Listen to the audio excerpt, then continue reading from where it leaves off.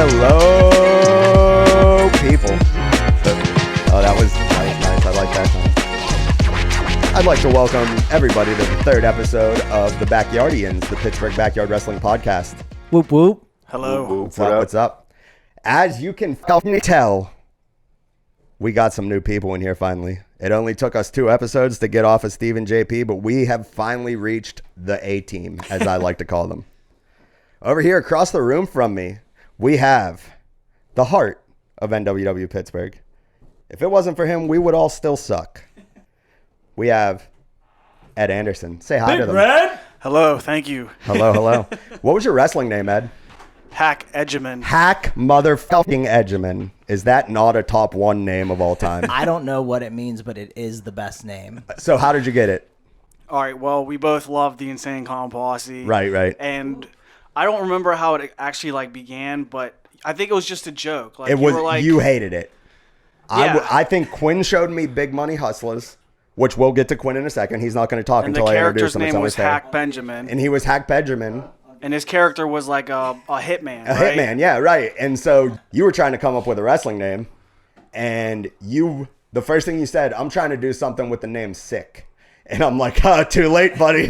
Like, SIC's already me. Get fucked. Oh, fuck. And so I started saying, you should just go by Hack fucking Edgeman. And you're like, no, that name's fucking stupid. I'm never going to use it. And I just decided, essentially, I'm rolling on this. I'm going to do it until he likes it. And it ended up being incredible. Yeah. Nobody has that name. And later on, it basically just became Hack. Hack, right. Yeah.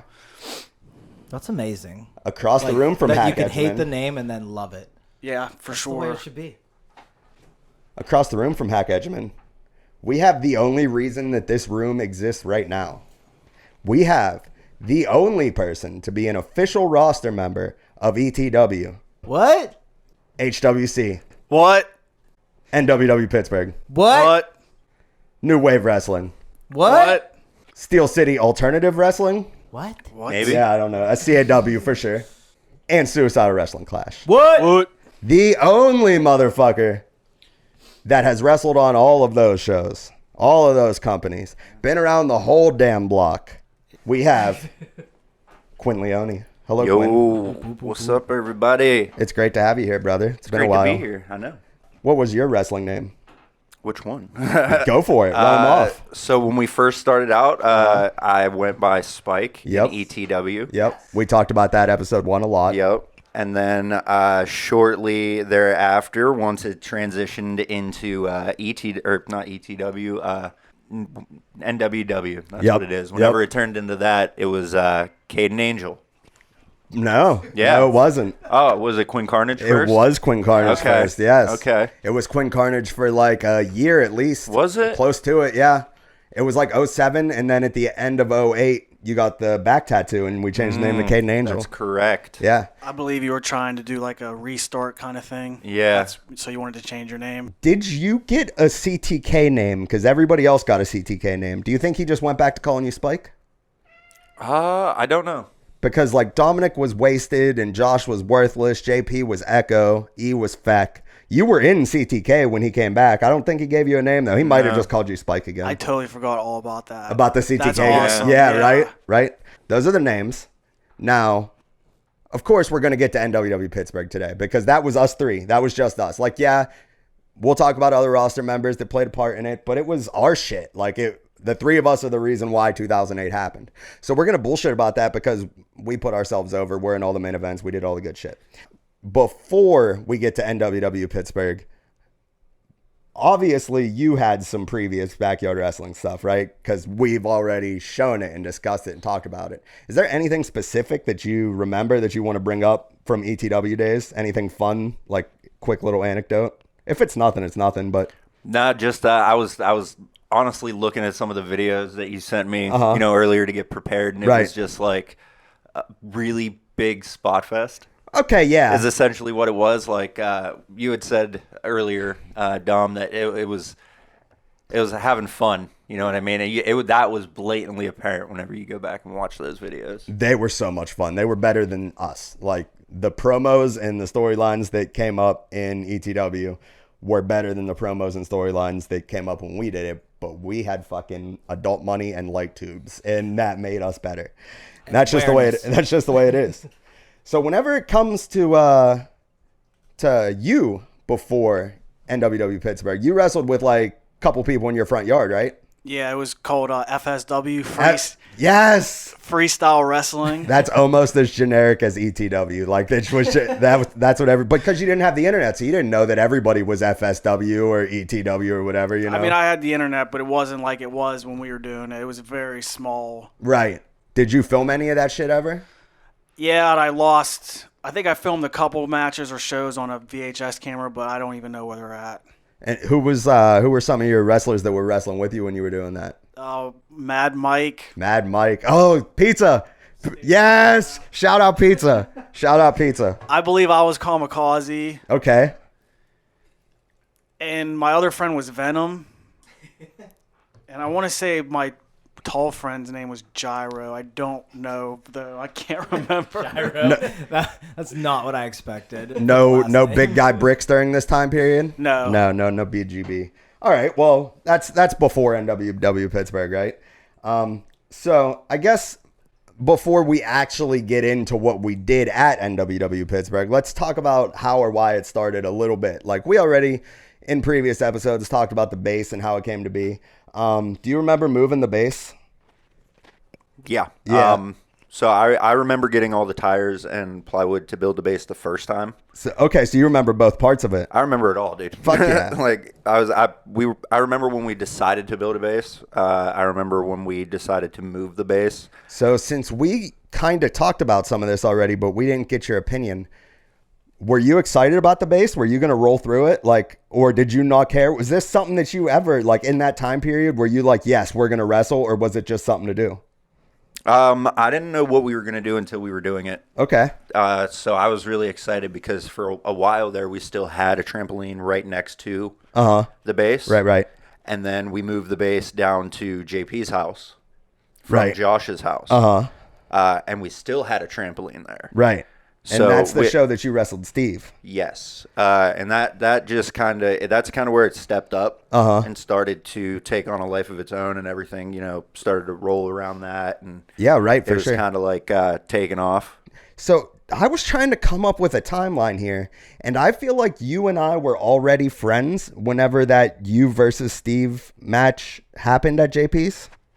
Yes, we were friends whenever the base got moved to JP's. Right. Okay. Shortly after, because it got moved there the summer before high school. Right. That was 06, right? Yeah. So that was whenever HWC was happening. So like literally HWC ended on the trampoline, and then we started hanging out shortly after that. Right, and because wrestling took just kind of a break there for a while, because I don't know if you guys remember, JP's parents were like, get this fucking base out of my front yard. Yes, right. Which is what prompted us to have to move it up here, because you were like, I know I got a spot where to get it. I got a spot. Like I know where we can do whatever we want. Right. So let's move it. I have a question then. Before the base ever had to leave JP's and you were wrestling on it and you knew him, did you ever say, hey, Rick, I be wrestling? No, so I was at now that I'm that is huge. Right. That is huge. Right. Because, well, here's the thing. Here's the thing, because now that I think about it, I didn't do that match while I knew you, because we didn't, like you said, we didn't meet until the summer of 10th grade. Right. And when we met, that's whenever wrestling took a break, because shortly after we met, that's whenever we started getting into the wrestling tapes that I had. Absolutely. The extreme, they weren't ECW wrestling tapes. They were backyard wrestling. Yep. Hardcore. Absolutely. Backyard wrestling a few of them tapes. myself. Yep. Yeah. And you were like, we'll get into some of that shit for sure. You were like, I want to do this. Yep. And we were talking to you, and you were like, JP has the base and all that. And we tried to get Josh in it, and he wasn't trying to do it anymore. And Steve was trying to go pro or whatever the hell he was doing. Right. And he was shitting on it, and they just kind of gave us the base. And, right. And we just kind of. I get why none of them went. I wonder what happened with me. I think you were just about the music, because that's that's what we're going to talk about first here is like at the beginning, after we got this base right away, we thought we were going to do this. Like this was the shit. We were going to be doing this shit. And then February of 2008, which is essentially where our story starts here, me and you decide to go to a Twisted concert. Correct. And we came home that night thinking that we were Twisted. Yes. I was Jamie Madrox and you were Monoxide, and we were going to be a famous rapper duo group forever. They became Correct. rappers. Right. They became rappers. Right. We did. We Makes embodied our 17-year-old selves. Yes. Embodied the still living spirits Right. of Jamie Madrox and The Monoxide the Child. Monoxide Child. So we kind of probably didn't care all too much about the bass. Like the fact that it was there was an option for us, but we thought we were doing motherfucking music. It was a place to beat each other up and smoke weed. But barely, right? So then this is where we're going to go back to Ed here for a second. You said you were there in 2007 at the end of the year. Well, yes, I don't know like the chronological order, but Yeah. I was there to film the first big show. I filmed you versus Quinn. Yeah. And I also remember you talking to me about bringing the bass up, and I was obviously did not know what I wanted to do. I was Yeah. mixed emotions about it. Yeah. And I believe that you said, why don't you and James just fuck around and just see how you feel about it? And I swear this video is on tape somewhere, probably at my house. But you filmed me and James having a shit show wrestling match. I just remembered this. I did all Before this I research. even was committed, before he was committed, Right. that happened. I And he filmed- almost broke my neck, by the way. He He power did. drove me. He yeah. did. He almost broke a lot of people's necks. A lot of people's necks. And to be fair, so did I. Like I was Yes, right I'll there. second that. Yeah. That's why you got stabbed. I don't know in if the we're head gonna with a get to it, fork. but your Sure. stomach, and not in like a mean way. Your stomach almost broke my neck. Oh man, I don't know what we're talking about. We might see it. So so during that time period, then the end of 07 is whenever Steve left and me and Quinn were about to be rappers. And why do you guys remember why we didn't wrestle until May? Like the weather had to be fucking great. Like everything we were doing up to that point was probably like what? Hang Yes. out? No, was I know. I trying to convince you to wrestle? Maybe No. WrestleMania season was upon you. And you got excited. We were hanging out in my parents' basement in the little room Oh, we definitely were doing that. and bowling on the weekends. We were doing that too. Yeah. Definitely doing We that were too. we were doing that And we were playing football and smoking weed and drinking. Yeah. I just had the wrong friend group, apparently. I messed up. But I know what I honestly was don't doing. remember how 525 was actually all agreed upon. I really don't. So the only thing I could think of is that me and Quinn were finally ready to go. And I know that it had something to do with watching like a Jeff Hardy match with Rob Van Dam, and me and Quinn are like, we can do this shit. At the beginning, did we have to convince you? Like, was I shooting you the hard shot, or were you just like, I could wrestle maybe if you guys do something? I don't remember. I could have easily went either way, but I feel like it was along the lines of like I convinced Derek to do it or vice versa. And it was like up to the other person to commit so Yeah. we could have two matches. Right. I remember walking up the street though with my skateboard to go do that show. So it was like around the time where we all first just kind of met each other. Right. You know what I mean? So like I knew Eric and I had hung up at the apartments a whole bunch, and I knew James, but I had never met you. Right. And I'd never really hung out with Derek because he was Derek. Right. True. And then it was just like we got this base, and you started coming up and hanging out with James more because you were older than us. Right. Yeah. You know, were you a grade above James? No, we are in the same grade. Yeah. James was a year older than me Okay, too. so yeah, you were a grade I was above with us James, then. yeah. But it was kind of like whenever you're friends with your older brother's friends, and then your older brother isn't friends with them anymore, but you are. Yeah. You know, so like Right. you were friends with James, and you knew Eric, and he would tell me about this fucking redhead fuck, Yep. and then all of a sudden James goes away, and you're just. It's him. It's just you. Yeah. We're all friends now. Like Right. we're the This is true, crew. Yeah. Yep. Whatever happened to get us to this point, but we finally get here. Let's I'm gonna run a little 52508. So this was the first entrance in NWW Pittsburgh, these guys right here. So this kind of happens pretty quick because of the way that I managed to cut it up here. But so this is the first fucking show. You versus Derek are doing stuff, and you can even see right here that Ed's just the best. Like he knows what he's doing a little bit, right? He looks like he kind of came from the ETW crew. Like he Natural looks talent. Right, yeah. And it's probably because he was doing the FSW shit, but then this happens. Let's watch. So this was me always trying to motivate myself and try to, impress somebody. Right. And I don't want to give away the next match, but I believe that influenced the very big spot in the next match. Not only that was did it not planned until that happened. Not only did it influence it, nothing like that was gonna happen until that happened. And then I'm like, dude, how are we gonna main event after Ed does that stupid shit, right? Like first day, nobody knows what to expect out of anything. We're busting this camera out, just us for the first time, and it's like, all right, Derek and Ed are the preliminary match, and they're just gonna roll around and do whatever, and me and Quinn are gonna come out and main event and get this title match popping, and we're gonna be the shit. Like, that's just what it was about to be. No. And then Ed comes out and does that and just immediately ruins every plan that we had. I remember losing my mind over this, and actually on the original music video of this, I replay it 3 times. 3 replays. Call it the 3-play. So yeah, I mean, Derek didn't even look terrible this day, but I did some pretty hard clips, But yeah, this was just supposed to be the preliminary match of the first show, and it was setting up me and Quinn. Go on. I believe, definitely this show, but a lot of the beginning of our matches were barely planned at all. Barely planned at all. Barely. Yeah, I mean, maybe like a couple things here and there, but not spots. Like, just like ideas, like I'm going to suplex you on the ground, and that's it. That's the whole idea. But the actual chain wrestling, double flip, get up, arm drag shit, no, we didn't do any of that. Did we pick I forgot that I lost. Not only did you lose, you lost to an RKO. Which ended up being my finisher. Your finisher for the next 5 years. I mean, that he learned. Right? He's like, this That's put me away. So that is great actual storytelling that we definitely did on purpose. yeah, of course.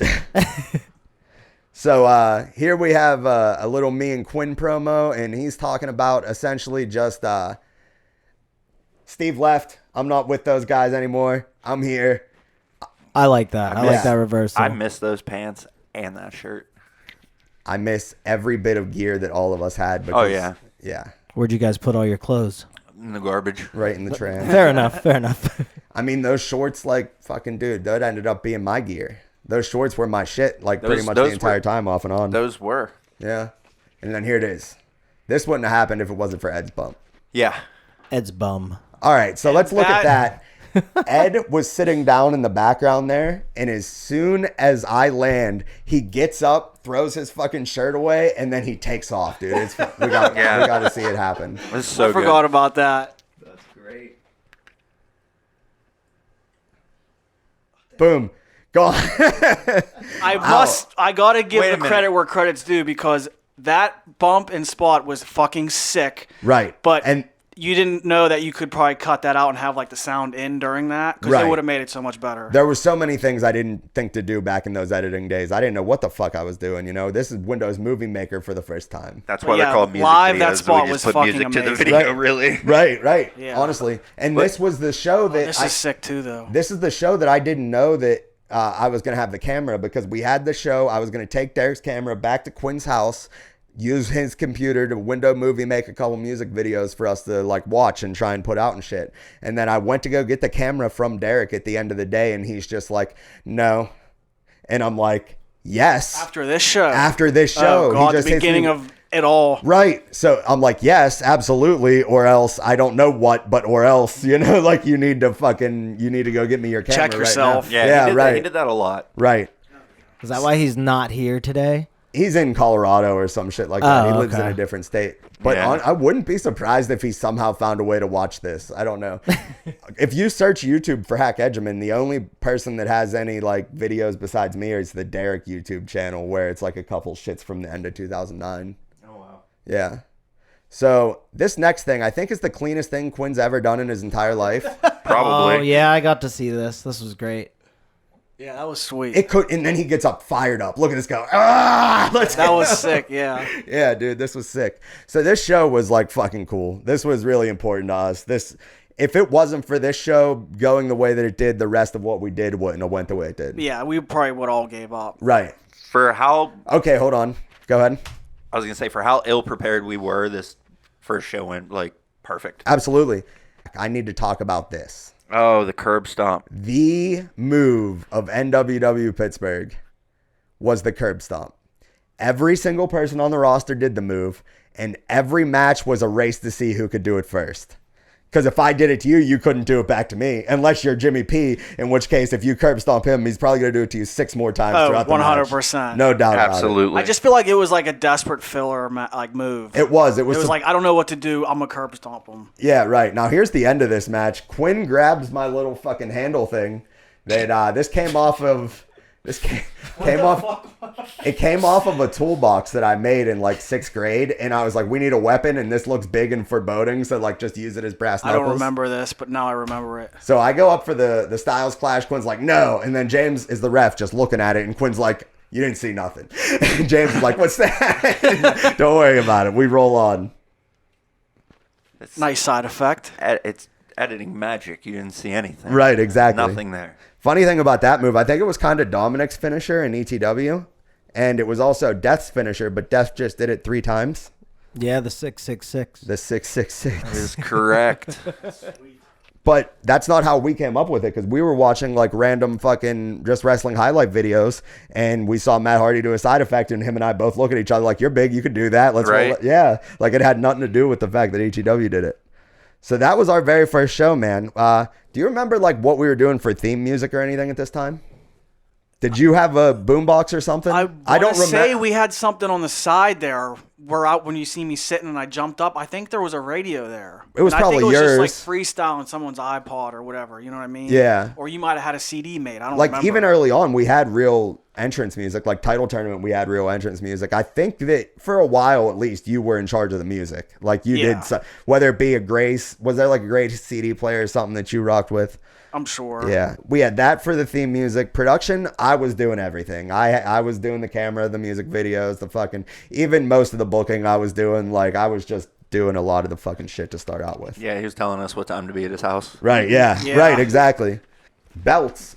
Quinn is about to show us here. Ed's Plastic Light Heavyweight Championship. Oh, shit. Was that a desperation last minute thing? I need a belt? Yeah. That was the only one. So because it was that or the European title, I think. I didn't want to use that. I don't think we did either, but I think you spent extra cash on, like that one was a thing it had to be ordered online. Yeah, right. So not only did you not want to use it, but the light heavyweight kind of, I guess, looked more real to us. I think because it was like different from like the WCW belt or something like that. Now, like that belt was sick. Dominic fucking has a story about climbing a ladder to get his mom to buy that for him, which is pretty crazy. But so we were into episode 1, baby. Yeah. We moved the base up into the woods by my house, you know. We're doing this for almost 6 months by the time that the title tournament comes around for the first time. We had been there since October the year before doing shit, right? So the first big show that we really got our hands on where everybody was there was... Well, it's a big show. This was the game changer right here, was this show. This show was so much fucking fun. It was so much fun. And like we cut the grass clearly. Like 525, the grass was disgusting.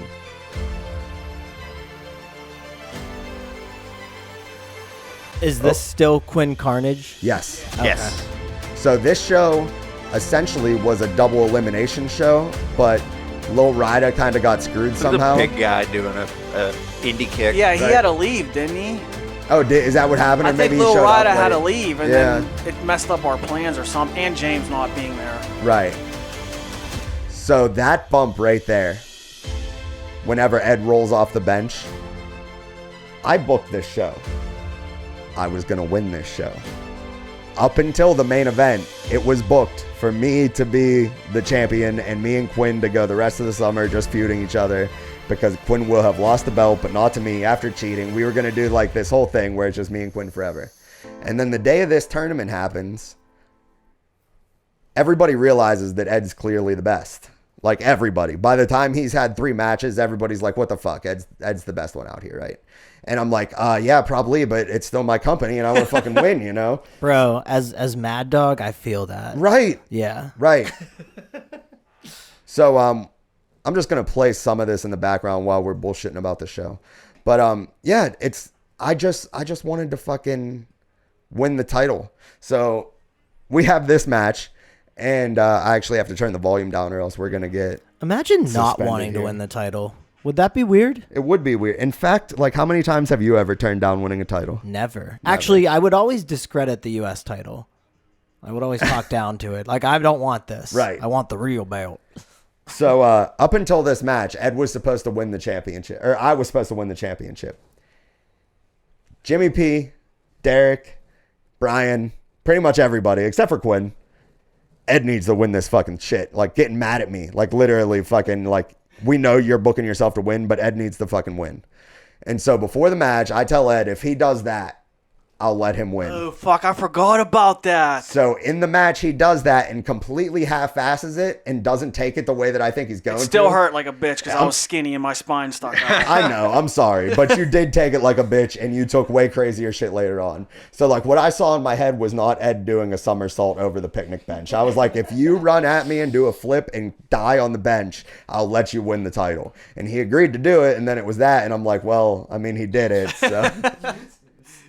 What, Brian's sloppy face? Yeah, dude, unbelievable. Brian was supposed to be like one of the big guys. Like, Yeah. we thought he was going to be awesome. He jumped up, landed, And then landed on me. like went to kneel down on top of you. Yeah, because he's a pussy. Yes, a lot of bad, very bad stuff got left in these music videos because it was all on me. And every time I could take out a drop kick that looked disgusting. Worst drop kick you've ever seen in your life. I got all three of them telling me, why'd you take that drop kick out, dude? Footage, That's 100% man. true. Footage. Right. 100% true. So I had to make like 6-minute long match music videos just so everybody felt like they got their shit in. And like going back and re-editing this, I'm like, damn, this could have been such good media if I would have just been able to take out all the bullshit. I think a lot of the, like, to defend us, we really didn't sit around and, like, watch full matches. So, like, Right. when you put something out, we wanted to see everything Right. you did. Right. So, like, you wanted to make sure that if you did something and I sent you a video, you were being able to watch what you did. Yeah. And I feel that.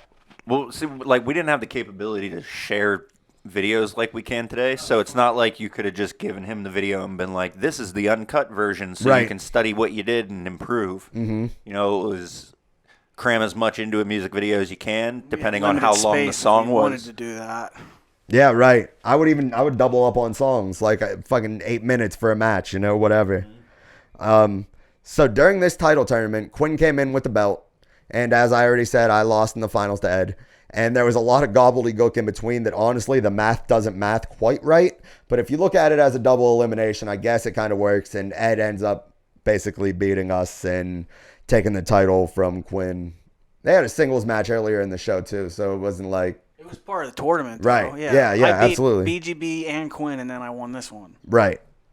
No, you lost the BGB. He beat you. Well, the reason why it was did he? Oh, yeah, that's right. That's why it was a double elimination. Yeah, and the reason why it was so fucked up was because Jimmy P was supposed to be there. I was just going to say that. Yeah. Well, it was going to be a regular tournament until he fucked us over. And we had it so mapped. We knew exactly what was going to happen. It was going to be just me and you in the finals. A white piece of like cardboard Yeah. paper, and you Yep. had markers. Yep. And I remember we were standing there, you're like, dude, we're so fucked now. I don't know what to do. Yep. James ain't gonna wrestle. Yep. And like we were like, well, we got fucking 6 people here, so we got to figure out how to make a show. Like, what do we do? Yeah, because he showed up sunburned from graduation, and then he wanted to go to a party. But he actually did feel think. bad though. Like he came. I'm sorry, guys. I fucked Yeah. up. Like I went to the wave pool and I knew you guys wanted to do this. I went to the wave pool. Yeah, it My was bad, right after guys. high I let you school. down. Yeah. Yeah, I feel It was that. his graduation. Like to, How to old were you practice. guys when this happened? He was like 18. Yeah. We were 17. Yeah, I feel him. He's legal. Right. He went to the wave pool. Yeah, right. He got cigarettes in his pocket legally for the first time. Yeah, so that was that shit, you know, title tournament happens, Ed takes over, and we pretty much don't talk about the world title for the entire rest of the year. Ed just wins the belt and we just don't care.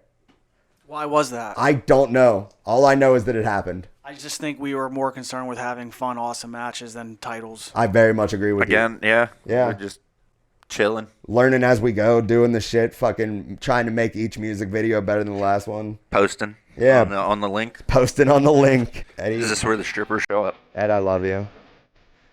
So we have the New Alliance versus the Children of God here.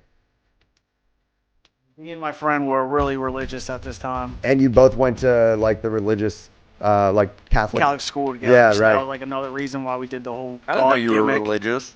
At one time I was, yes. Yeah. Yeah, I'm an atheist now. That's funny as shit. So I here's thought me and you were a James. degenerate. Me and James coming out, Jimmy P, and our gimmick is we both smoke cigarettes. That's our whole gimmick. We both. What year was this? 2008. That's a great gimmick. Right, early 2008. That's a hardcore gimmick. Right, My absolutely. debut of my official forever gear. Yes. That was like a street brawl move. You just grabbed your foot, that threw went you on the back ground, and like a kicked bitch, you. too. We 100% didn't plan any of this. Nah, like, look. So we're gonna go to the end of the match though, because that would have taken 40 fucking minutes. End of it. Right. So Yeah. that's what this is. Looking back on a lot of this stuff, it's crazy that nobody ever like seriously injured themselves. I mean, I kind of did. Okay, here's this though. Ed turns on BGB, This part's hard though. does the fucking Cross and then fuck you. boom. What was? Did we just call that the RKO? Was there ever a name for I that? don't think it was. It was just an RKO. Just a rolling RKO. Yeah.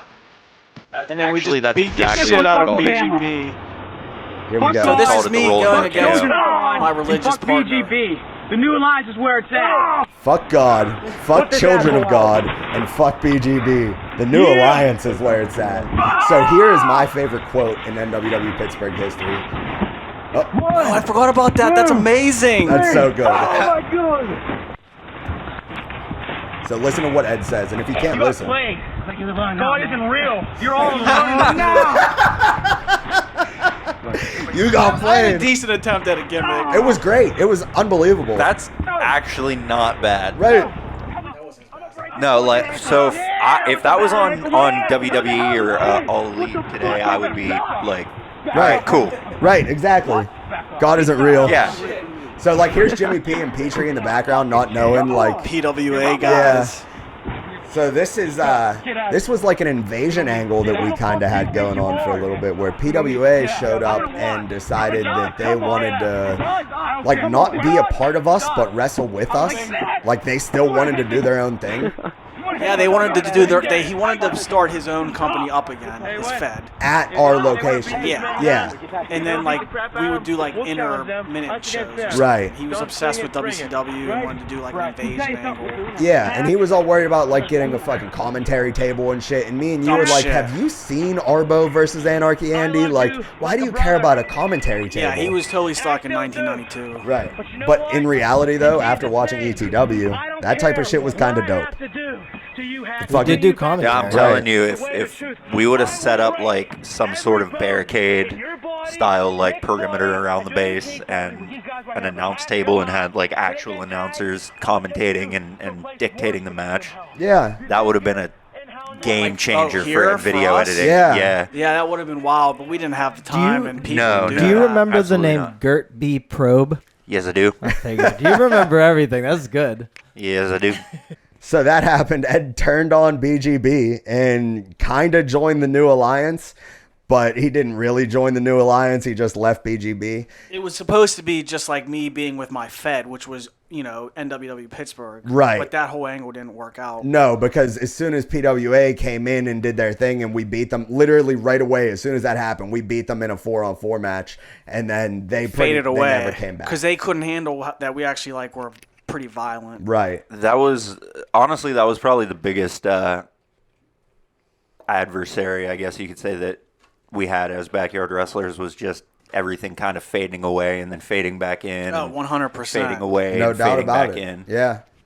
Yeah. And Life just getting in the way. yeah. Right, right. As soon as things happen, like shit just happens. Essentially, like the middle ground between ETW and NWW Pittsburgh, there's this like a butterfly effect where none of that shit happens, and I don't even really hang out with Ed anymore, even though he lived right down the end of the street from me. Like, we got super close because of wrestling.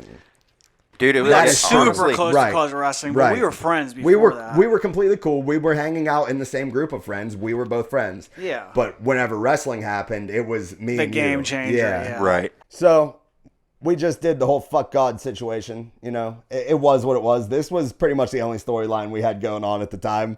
We didn't really care much about storylines, but like Ed clearly did. During this time, Don't put me on blast. You loved it.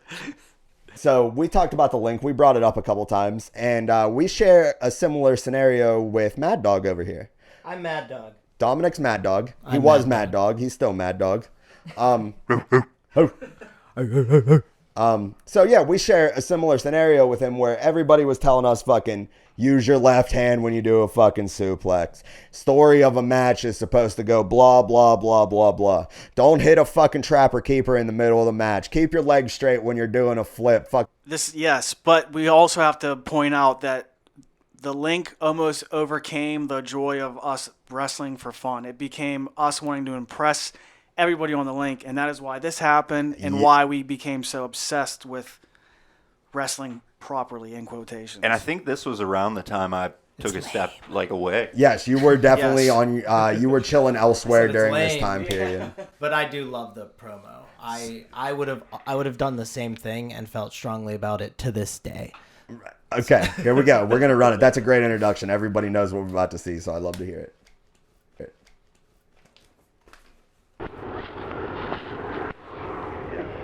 Dude, I heard this rumor going around that you don't know how to flip. Yeah, I heard that when you do your arm wringers and arm bars, you don't keep it close enough to your chest. I heard that you don't know how to get upright. I know, dude. I've been getting off for 17 years of my life. Like, what the 17 fuck? I think I know how to years. get Like, upright. that was older than that. My gimmick is still I Do you smoke really think I should cigarettes. start doing suplexes left-handed? I don't know. I think it might help a little bit. Well, okay, Sick Rick didn't know how to wrestle. And he always did the suplexes with the right arm. Always. And people were telling me that's not the right way Which to is do the it. wrong arm. Because Yeah, too. it makes it easier for people to reverse my moves. Why do I want people to reverse my moves? But I Good digress. question, Facts. right? Sick Rick was a horrible wrestler. So I've decided that I'm going back to my God-given name. Yes, very hard. I'm going to be Jamie Newport. And that's what I'm wrestling as. And I'm erasing the legacy of Sick Rick. Yep, that's it. That's the end of Sick Rick. You know, Never speaking happened of again. that, I feel the same way a little bit. I love this The last line. couple months, I really don't know who I've been lately. One minute, I believe in God. Next minute, I'm saying fuck God and I'm praising Satan. And then after that, I'm dancing to rap music. I come out dancing to a rap song. And apparently, I don't know how to flip right. I need to get body control. So, I think it's time to change it up and finally be who I want to be. Who's Stop that? all these gimmicks. Yep. Napier. From now on, I'm Napier, Yeah. and this is Jamie Newport. You're Napier? I'm Napier. So how about And tonight? you were worried we about the other showcase our video. horrible wrestling. and have a little This stand-off is true. Newport This versus is Napier. way What do you feel about worse. that? I said that this was cringy, and Dominic loved it. I love Oh, it. it's absolutely phenomenal. Well, but I- it's It arguably just shows worse. how desperate we were to be accepted by them. That was no. See, that's that not how wasn't- I interpreted it. Right. I That was think- part of it, but it was also we wanted to say fuck you. Oh, I don't know how to do the fucking. I get that. Yeah. We were saying that, but in the very end, think about it. We changed everything that we loved and wanted to be because of them. That's That is fucking lame. bullshit. That promo was very indicative of new up and coming wrestlers getting told that they suck, and then the next thing you know, they're coming back as totally different people. totally on totally the different Blue gimmick. Blazer. Yeah. Yeah, you know what I mean, and it's just what you it's guys are standard talking reworking. about is why I was willing to come and hang around but never fully invest. Because I hated having those eyes on me because I didn't know those people and I didn't care about those people. So it was this isn't actually fun. Absolutely. If I'm being criticized doing it and I'm only doing it part-time, you Right. know? So I could imagine that would kind of suck because you go one day from you're doing it and it's fun and you're enjoying it, and then all of a sudden it's all right, we have to fucking do this right, and we got to do it enough to show people that we're doing it right. Yeah. Yeah, That's it was exactly it was it. basically all right, we gotta be here for practice. We mean I don't want to practice. I don't want to do that. Yeah, Did exactly. We're not ETW hit you with the practice thing? No, I feel like we had No. that phase. We had a practice day? Not no, it wasn't, like we, a real thing, Yeah, but it it would was oh well, we gotta make come sure over and we go wrestle so we over can the- work on this match, or Okay. we could work on practice days. Yeah, you know what I sure, mean? sure. Hey, we're gonna practice and we're gonna run through what we're gonna do for the match tomorrow or whatever. Gotcha. How many times did I sleep over your house? A billion. And the day before we'd be working on stuff, and then the next day we'd wrestle, and then the day after that we'd be working on something else. Yeah, Practicing no doubt. and playing were probably the same connotation in our brain as kids. Yeah, True. so You know? it went Like the from practicing part was fun. It for the went most from part. playing to where it was like, all right, hey, I'm going to sleep over and we're going to do this. We're going to do a whole bunch of spots and then we're going to film tomorrow. To, all right, you have to sleep over this day and then this weekend we're doing this show and then that day we're doing this show and then that day we're doing this show. You got to be here for this show at this time. Then you don't have to be here for this, but then you can be here for this. But you really, like, you're going to go on at any time. Yes. Yeah. Yeah, me and you. Yeah, dude. Dude, me and you in our prime, we made sure Damn. shit happened. And that's kind of what all I the mean. time. It wasn't because I hated it. It was just because I had stuff at the time that I thought was better worth my time. Yeah, Wrestling, absolutely, you know? right. Like, No it's- doubt is about what it. is, you Shit's know? getting real. The reason Yeah. why, I mean, literally the only reason Dominic wasn't with us is because he was making music. Like, Yeah, it that's wasn't what about- it wasn't a personal thing. It was No. just like what you wanted to do and what me and Ed wanted to do wasn't necessarily the same shit. But Right, meanwhile, and my songs were like, "Fuck everybody who wrestles." They're just that's for a me lie. personally. There wasn't enough time in the day to get all over where I wanted to be. Yeah. hang out with everybody that I wanted to hang out with. So I kind of had to choose, and partying and You were still Right. coming back plenty. Like, you were there. You just weren't. We couldn't It necessarily. wasn't a consistent thing, like, but we he was couldn't still give there. you like a top spot and have you be the guy, even though that was like the initial plan was me and you be the top guys, and it ended up having to be me and Ed be the top guys. Well, like I said, that's kind of where it went weird because I was one of the first 4 yeah. people in ETW, Yeah, and then I was one of the first 3 people in NWW. NWW. Yep. And Absolutely. I kind of just you like, were I always didn't there. want to. I didn't want to be in the spotlight. I didn't. Right. Yeah, so that's something I else. just we That's wanted kind of did. what it Yeah. seemed like. Yeah. I just wanted to get like super wrecked. Yeah. Like, and not like like I wanted people to break chairs over my back and hit me with light tubes, and I wanted So- to see how much blood I could let go before I passed out. So we're almost there. We're going to get to Balls. that real soon. But Big before, balls. Yes. Before we get to us being the definition of bad the fuck ass, we're going to talk about us being super fucking nerdy here for a minute. And by us, I mean me and Ed. So we did that Newport Napier promo. Do you remember what we did before the Newport Napier promo? Do we want to talk about this? I need to talk about this. Okay, so we were so frustrated with the Link talking shit on us that we figured we're gonna watch one of the most Our favorite match. Yeah, like as a friendship group, me and Ed, if we picked a favorite match, it's Hero versus Homicide from IWA Mid-South. which most independent wrestling fans probably never even seen. Exactly. But we didn't know that. Right. So we were like, oh, we're going to get them bastards, and we're going to do the exact same match that they did, but just throw our moves in there. And then when they talk shit on us, we're going to be like, oh, wow, you just talked shit on Chris Hero and Homicide. Right. When in reality, that doesn't make any sense. No, it doesn't make any sense at all. So we wrote down a lot of shit on a fucking piece of notebook. Spot for spot, we and wrote just it down. didn't even have a match. We basically just did spots from what I remember. Yep, and we got like halfway through it, and we were like, "This is a bad look. This is horrible. Everything we're doing here was a bad idea. We should." So then we scrapped that whole shit, and we're like, "Let's do Newport Napier instead." Which was just as bad. Yeah, right. I don't I know. like about- this match, but the idea of it is pathetic. Again, it all comes back to like It's we all. didn't I'm have really the having a planning. realization of this right Yeah. now for Yeah. the first time, like Right. how ridiculous this is. Absolutely, no doubt. But Nobody was qualified for the job. right, You know? Well, that's the thing. You look at a lot of people these days, like a lot of YouTubers and stuff like that, and even people that still do like backyard fighting type things, and they all have a dedicated camera guy. It's not Yeah. like, hey, Yeah. dude, you're done wrestling. Get your ass over here and hold this camera. Right. Or We had to you find know, someone dedicated enough to get us a camera. yeah, right, Right. Meanwhile, there's all one in a phone. It is so crazy that we like grew up in the age of like watching social media become a thing, connect with each other, let it mature. Now we're like at the age where like our parents will use social media and they're like kids and our kids will just grow up and use it. And it'll for be, more like, than normal. Farmville. Right, Yeah, right. It's like weird. a whole different. Yeah, Yeah. we were the last group of the analog. It used to be like fun, and now it's like, yeah, what app today? Well, yeah, because you look at these videos and you think if we had the energy and the a little bit of a less body pain and a little bit less just shit going on. yeah, right. Yeah.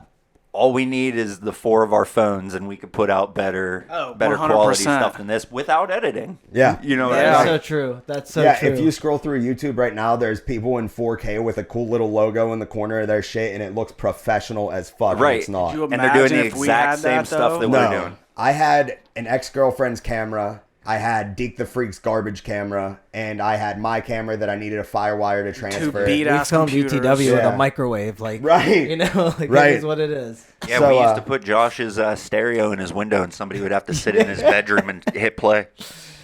Yes. So we did. that Hero versus Homicide came from the IWA Mid-South tape that we were talking about, right? Yeah. During that time period, Ed introduces us to deathmatch wrestling, right? Like, I mean, we Correct. might have seen some shit, and like you said, we were watching the Backyard Wrestling tapes, but Ed was like, this is Tournament of Death. Yeah, he was like, watch this guy hit this other guy with a weed whacker. Weed- and yep. To this day, I like, hands down, if somebody was like, we're going to put you in a death match and all you have to do is get hit with a weed whacker, I'd be like, fuck it, let's do it. Straight up. Not in the face, because I can't put a shirt over my face and Right. work in public. But yeah, I'll take a weed whacker to the back or the chest. Don't tell my wife, but I will. Just gonna see it later. Yeah, right. What would eventually. what would the lie be? Shit myself. Or I'd just tell her I'm cheating on her and let her get mad about that. Right. I would rather her find out that I lied about cheating on her. I feel Right. like that over lie it. is so practical that she'd believe it. Right. Because oh man. It's fine. I'll walk my ass. I'll take my walk of shame. Like, at least she doesn't know I was in a death match. That's the that's the the silver lining. That's the payoff. So IWA Mid-South tapes, we were watching them, and we, like you said, saw the guy with the weed whacker, Sick Nick Mondo. Amazing. Incredible. I went to your house that night, and this is during the era of MySpace. So I was pretty big on the MySpace fan page like circuit. I was out there doing that type of shit, right? So that first night, I go back to your crib. I stay up all night while you're sleeping. I make fucking a Sick Nick Mondo MySpace fan page, like all laid the birth out, of the fan pages. all crazy type of shit, dude. I went hard as fuck on that shit. Quinn wakes up the next morning at like 11. I'm still over there just clicking away on like a stolen copy of Adobe Illustrator that I had on his computer. He managed to steal Adobe Illustrator, learn HTML, and Yeah. make like 15 fan pages that he just never logged back into. Yep. One night. Yeah, one night. Yeah, Damn. essentially, yeah. The one I remember, the only one I remember is the one that he was like, "You can run this," and it was Hornswoggle. Hornswoggle. Horny little bastard is what it was called. He was like, "I don't like this one. You can have it." So yeah, I was really down for Sick Nick Mondo and these death matches and that type of shit. Do you remember if you had to talk us into this, or if this was like a collective idea? Like, did you want to do this first, or did we just all say we should do I this? doubt it. We were high. We weren't though, really. We I fucking were. honestly, Yes, we were. I don't remember how it came up, but I do remember that I quit one of my jobs Yeah.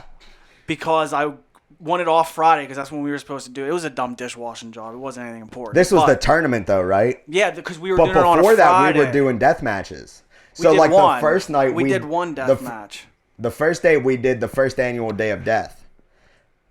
When was that? June or July? Yeah, that was early in the Because the summer. tournament was in September. I'll never right, forget that. Right. So this was earlier in the summer. We did the first annual Day of Death. It was random stuff that we got up like everywhere. Do you remember? Yeah, note Didn't to we self. go walking like down the street and like looking for light tubes and like shit like? We walked up and down Churchview, stopping at every garbage can we could find, all the way up into where Dominic ended up living for a little bit at his brother's current house. Oh yeah. And you don't know.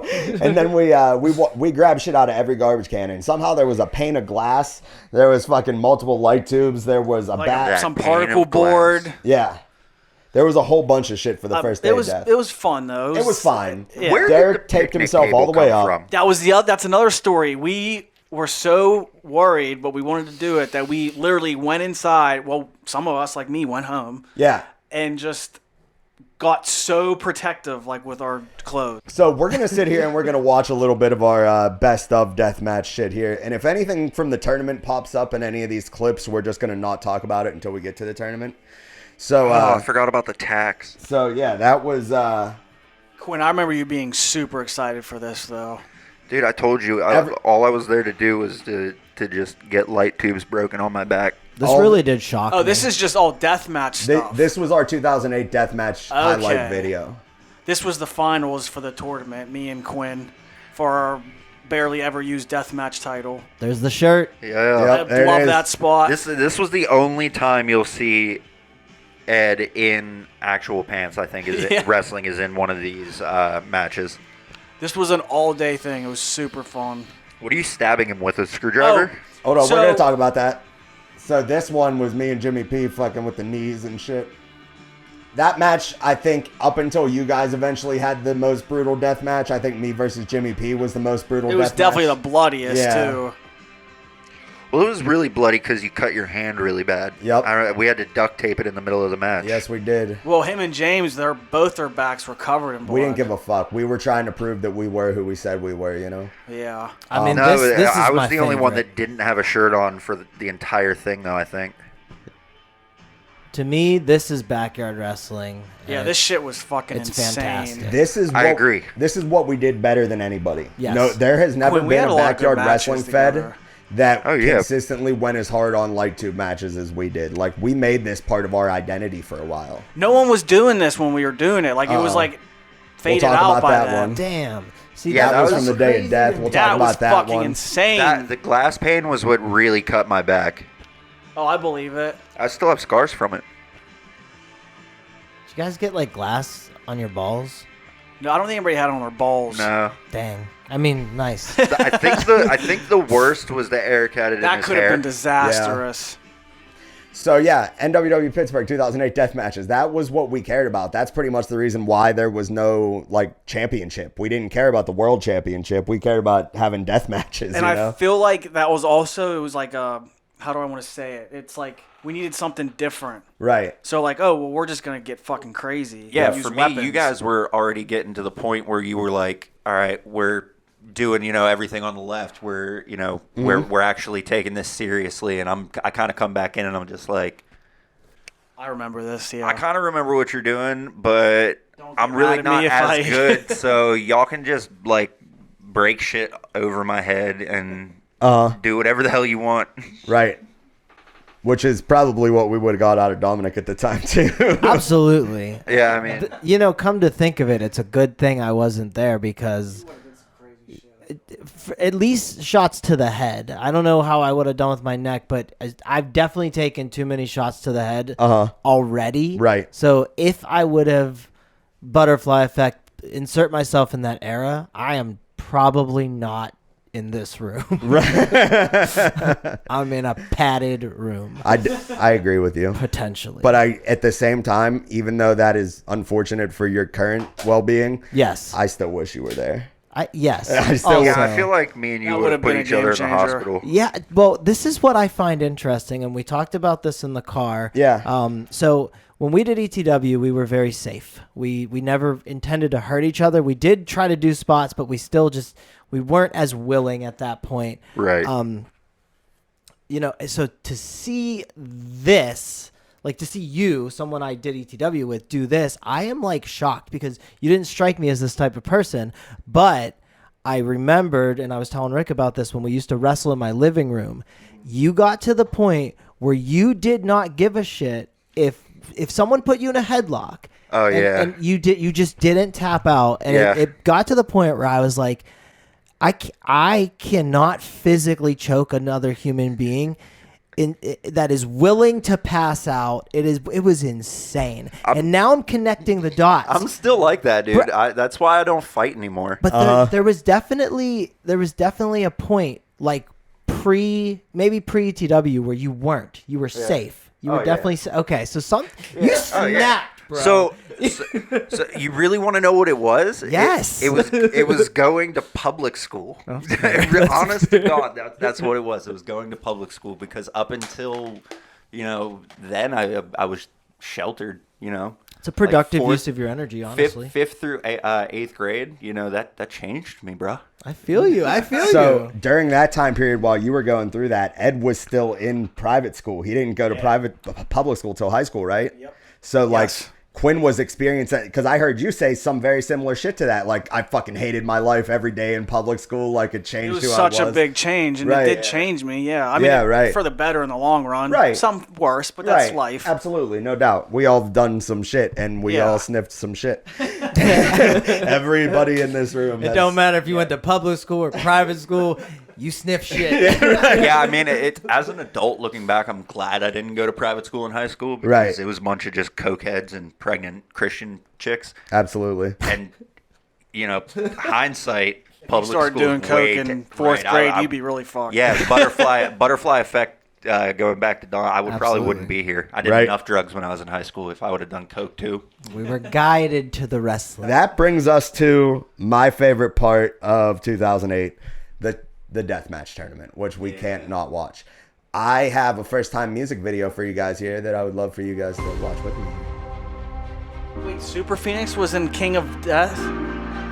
See,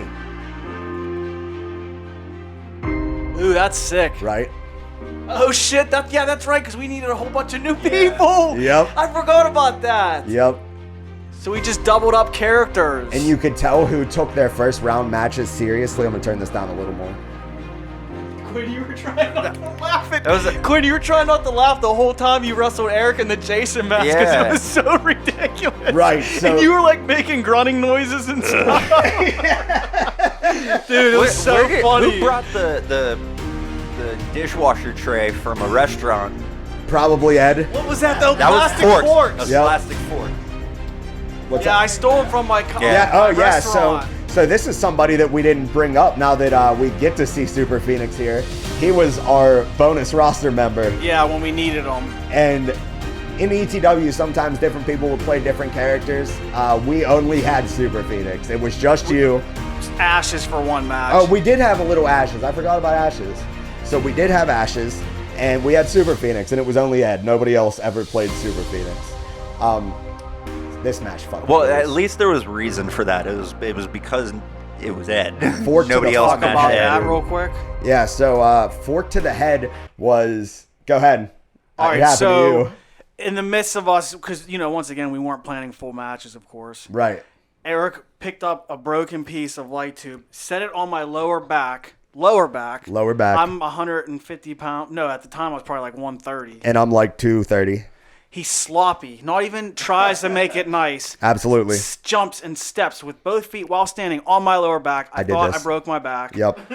I'm Once sorry. I was able to regroup, Yep. I was like, fuck this motherfucker. And I grabbed one of the plastic forks and I stabbed the shit out of his forehead. So those were real stabs. Yeah, those screams were 100% legit. They were Yeah. very real, and I very, very much deserved it, especially because I missed the light tube. Like, the whole reason, I was like, we need to break more shit. I'm going to put a light tube on him. I'm going to jump on it. And not only did I break his back, I missed the light tube. Like, it was just, I deserved it. What's awesome though is fucking especially stabbed about him. these. I stab people. 4 or 5 people every day. Even if you took out half of the stuff that was in here with the length of the video, there's still like 90% of like behind the scenes stuff that nobody will ever get to see. No doubt about it, yeah. That was arguably crazier. Right, right. Sure. So the end of this match is nutso. Fucking Ed, boom, His head hit that so Yeah, that was hard, too. beautiful. It was so loud. undertuck. Remember, James was like, that was fucking sick. And Quinn was looking away, like on his phone or something. And James just goes, "You missed that shit, man. What the fuck is wrong with you?" Yeah, I do remember that. And then Ed gets up all hyped up off adrenaline, and he doesn't know what to do because like it was an insane spot and everybody lost their shit for it. And Ed's just huffing and puffing, and he goes to pin me. I don't even need to fucking pin him. I just fucking won. Raise my hand. Why aren't you raising my hand yet? Like Ed's Oh, in yeah. full That was adrenaline after the mode. undertuck. Yeah, oh, yeah, right. that's when That's the end James of the said match, that. right? Yeah. And It you're was 2 out of 3. Yep. And the first light tube didn't break early on in the match. And then like, I went we're to fucked. swing it on you, and then you kicked it rolling underneath of it, and you had to take light tubes from the main event and freestyle use them in our That's match. right. That is, yes, I forgot about that. So you were mad that not only did we waste light tubes, but you had to lose some from your main event spots that you probably had written down 2 light tubes for this, 3 for this, Oh, 1 I did. for... Yeah, because we definitely. had divvied up the light tubes Right. beforehand. Right. We had them in a Yeah, trash yeah. bin. And I think I bought some for that. we're going to talk about it soon, but the person that paid for this whole tournament is the person that won the tournament.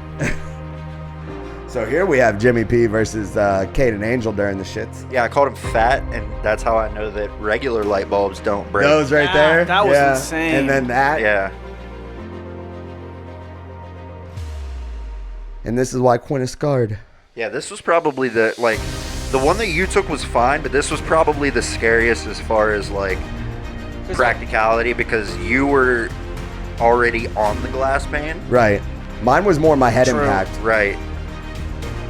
So here we have the finals, and Ed's like, I wanted to start it off like a wrestling match. And at the time, I didn't like that, but watching this back, I love it. It was such a good idea. And what makes it even more difficult is nobody cleaned the base off. Right, yeah, we let it ride. That's sweet. I didn't even realize that. There was one of our other members, was Genesis. He wrestled a couple times. He did, and he was actually pretty good. Yeah, he was one of the better ones. That was sick. Do you know why the starbursts are there? Do you remember why? Yeah, because I thought it looked cool. I was just trying to do whatever, bro. I was like, it looks like an explosion. Something different. Yeah. Do you remember why you started using them later on, though? To hide fuck up. Yeah, right. Oh, shit. Yeah, anytime there was a starburst, it was me hiding a fuck up every time. Is that the end of it? That's the end of it. So Were you mad that I wanted to win this? Because I remember saying I want to win because I spent money on this. I was not mad about it at all. I Okay. completely understood. Especially at this time, I knew you were the best. I was just trying to keep up. So, like, whatever you wanted to do, I didn't care. But just know I'm here. Like, I'm the guy, right? Like, you come to me with this shit. You can do whatever you want. To be completely fair, if you would have just been like, we're not wrestling anymore, it probably would have gone for another couple of months and then stopped. Yeah, no doubt. So that was the title tournament. That was, or not the title tournament. That was the deathmatch tournament. And that was the best day. That was fucking crazy. Like, you could tell who cared about their first round matches because, like, for example, Quinn versus Jason Slay. I didn't want to fucking do anything. Quinn was going to the finals, so we had to give him some stuff to do in the first match, you know? So, like, he hit me in the face with a football and choked me with a fucking an extension cord. Like, it was brutal shit, and I didn't want to be part of it. I'm glad we have all these full matches. It's going to be hilarious to watch one day. Absolutely. And show our grandkids. Yeah, right. And then the only match in the first round that got any attention was you versus Deke the Freak, because Deke the Freak was never going to be in a deathmatch tournament. Yeah, he had to do what he had to do in that one match. Right. Yeah. So, like, you and him went, like, 15 minutes and took it super serious and did some spots and shit, but it was, like, a couple tables. Particle board. Yeah, right. It was like drywall. Yeah, it was the least deathmatchy thing of all time. And Super Phoenix versus Jimmy P was like the first match of the day, so you kind of took it seriously. It was a bed of plastic forks, though. It was, and it was a... hey, man, don't knock the plastic forks, all right? I know all about it, yeah. And then it was the wiffle ball bat with thorns taped to it. Oh, shit, that's right. That was you and Quinn, right? No, that was you and Super Phoenix and Jimmy P. Oh, fuck. Yeah, and like you did the grindy thing on his head with it. I kind of remember because you used packing tape. The rest of 2008... we ended up doing this terrible idea where we decided to put Deke the Freak over. Like, we let him beat everybody. I feel like this was like, he stuck with us. We feel kind of bad. We need to, like, show him that we care. And I also think it was we didn't want him to leave because we needed him. I definitely agree with that. No, we didn't. I'm going to clarify. We didn't need him. We needed his camera. We needed bodies. A body, though. Right. Bodies. We needed a needed body. bodies. But we also needed his camera. Yeah, and by that point, I, like, 100% for a fact, it was like, if Derek wants to show up and do one match and then leave, as long as he leaves his camera, that's fine. Yeah, right. So at the end of the year, we had the Buried Alive match, and Derek's all strapped up and shit, and it was probably just to appease him for the most part. And then we go to the winter of 2008, essentially. Like, everything's over after this. We're ready to start figuring out how we're going to go about stuff next year. And we all got together and can't wrestle, so let's talk about wrestling. Let's figure it out. We're not going to be NWW Pittsburgh anymore because that's big and played out and too many shits. And even though we're NWW Pittsburgh, we still were NWW. Like, you know. It was we wanted to get away from that. Right. So and we were up at James's house when you decided the name. Because you and James, I'm sure I said something. Yeah. But you and James came down to a couple things, and I think James said SWC because he liked the way it sounded. Uh-huh. And then some things were said, and then you were like, Suicidal Wrestling Clash. I decided on Clash. I wanted Clash. I remember that. Like, going into it, I wanted Clash. And then we couldn't decide what we were doing about the Clash, but I wanted the word Clash in there. And then James did like SWC. And then I think we just fucking pulled out a dictionary and started looking up words that start with S. Like, in James's living room, you know? I feel like someone said suicidal, because that's kind of like easy to I think think it piggybacked off of the fact that we were doing a lot of death matches at the time. Well, that definitely helped, yeah, no doubt. True. That was a big part of why So, we like, decided to go with that. Suicidal Wrestling Clash, I think, was our way of just going in a direction that was a little bit more extreme without using the word extreme. And not just extreme, but like better. Like everything, we wanted everything to be better. I think what it came down to eventually was the fact that you didn't want the association with NWW because it was still part of learning how to do things the proper way. Yes, no doubt. Sure. And even out of that, like you guys, you made that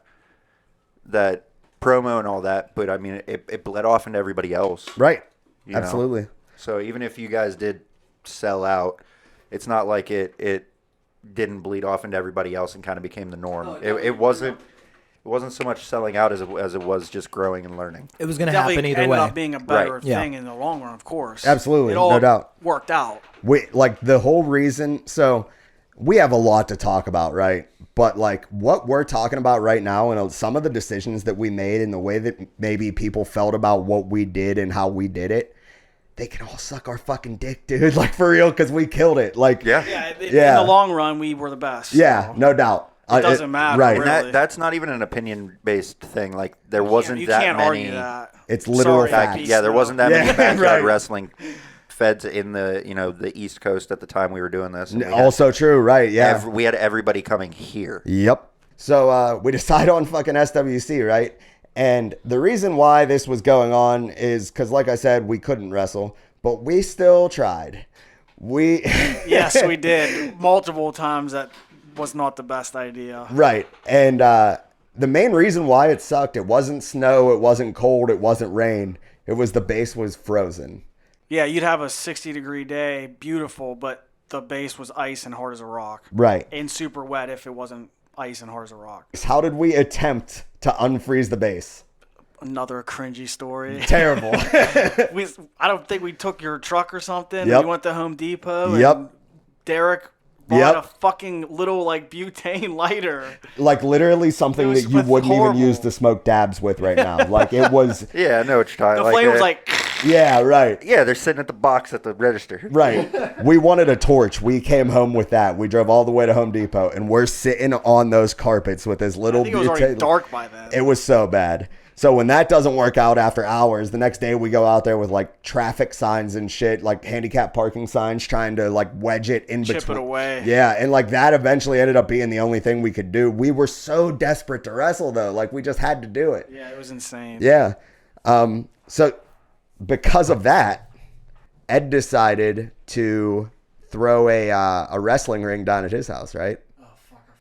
There was a whole bunch of carpets somewhere, I believe, and I had a tarp or got a tarp, and then what else? There was no tires, was there? No, there was no tires. It was just a whole fuckload of carpet, I think. I think and with like a nice tarp over top of it. Yeah, that was it. And that was the first official match of SWC. Which is crazy. Crazy. But this was super fun, but fucking insane. So we're just going to throw this on in the background, and we're just going to keep talking about some other shit as we go about this here. But this just shows our absolute need, fucking pack of Newports or wrestle a wrestling match. We'll get the Newports later. Like It was like wrestling. a drug. Yeah, dude.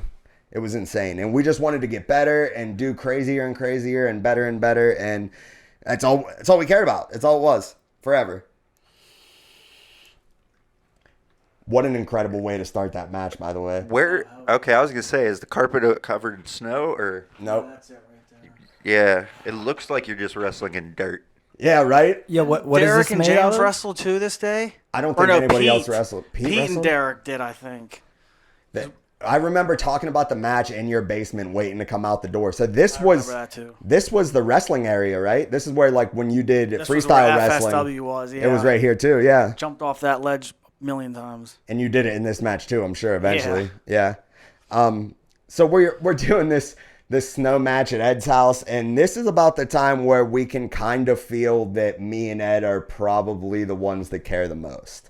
Like we're doing all this and everybody else is just kind of on our coattails at this point, you know? And which was fine by us. We didn't care. Just like, please show up whenever you can at this point. We don't, whenever you want to do it. And the crazy thing is that like our our probably third most reliable person was Jimmy P. Like, he was always willing no to go. doubt. He was always ready to go. And even at shows like Plex Fest in 2008, he and I beat the shit out of each other at that show. Like, he wanted to prove himself too, for right. sure. Yeah, It's he wanted the same thing that happened to me in ETW. Yeah.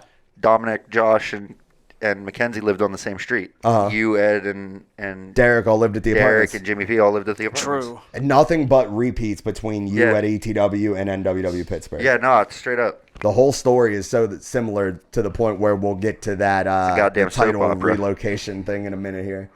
But even like your frequency of like how often you would show up, wrestle shows, pop out, pop away. And like me and Ed would always used to say, what's Quinn's comeback storyline this time? Yeah. Like, he's been gone for 6 weeks. Time to come up with a comeback storyline for Quinn. I was the Undertaker of backyard wrestling. I Right. only showed up to Yes. wrestle on big shows. Yeah, and you did. You always showed up, though. Like, Yeah. you wrestled BYS1, you wrestled BYS3. I don't know about 2, but, like, you were on some of these bigger shows. So, yeah, me and Ed fucking around down here. It's dark as shit. It's late at night. It's cold as fuck, and there's That snow was everywhere. nice. And we were just going hard. So, because of that, this is around the time where we started planning to have a super show. This is like, at this moment, we're thinking we're SWC now. 6 months from now, we're going to have BYS1. And that was in the books at this time period. Weren't we like on your grandma's computer Yes, or something? And yes. we were watching like some of the shows, and you're like, dude, we should do it. Yep. Did you? You're like, I guarantee you, I can get Zane. All we need is Zane, and we could call it a super show. That's No like, doubt. Yep. Yeah. And Did you already have the name BYS? Like, was that the no. first thing that came up? No. I don't think that happened until it was like getting pretty close. Yeah, right. And I honestly, like, I'm sure it was me. Like, I came up with, because like BYS was my baby. Like, and so the way I look at it is that was all you. Right. NWW Pittsburgh was Ed.